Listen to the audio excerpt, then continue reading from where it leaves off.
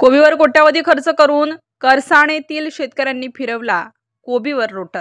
भाजीपाला उत्पादनात नाशिक जिल्हा आघाडीवर असून परंतु या भाजीपाल्याला कधी भाव मिळतो तर कधी निसर्गाची साथ राहत नाही।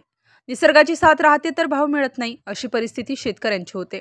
केरसाणे ते बागलाण येथील शेतकऱ्यांनी कोट्यावधी रुपये खर्च करून यंदा या पिकावर रोटाव्हेटर फिरवला। यामुळे स्वतःच्या कुटुंबाचे श्रम, आर्थिक फटका बसला।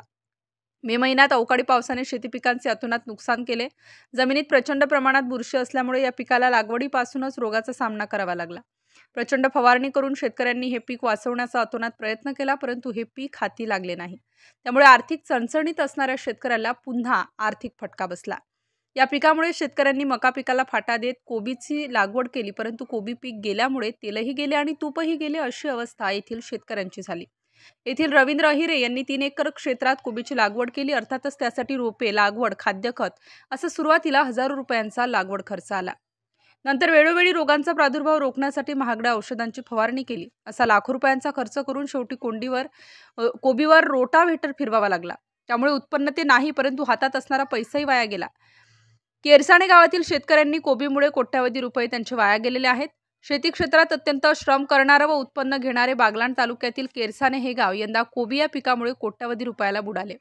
येथील शेतकऱ्यांनी गतवर्षीपेक्षा यंदा प्रचंड प्रमाणात कोबीची लागवड केली होती। उत्पन्न खर्च मिळेल या आशेने शेतकऱ्यांनी या पिकावर नोंदणी फवारणी करून खर्च केला, अखेर तो वाया गेला। साधारण 6 ते 7 कोटी रुपयांचे उत्पन्न यंदा मिळाले असते, असे कोबी उत्पादकांनी सांगितले। कांद्याला भाव नाही, शेतकरी चिंताग्रस्त झाले आहेत।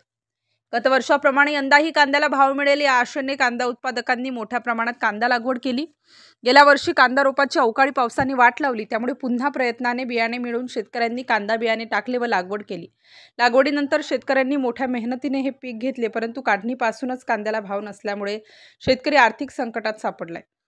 तो कांदा कांदा चाळीमध्ये खराब होत असल्यामुळे केलेला खर्चही निघणार नाही, अशी अवस्था कांदा उत्पादकांची आहे। स्टार न्यूजसाठी मोहसिन पठाण, नाशिक।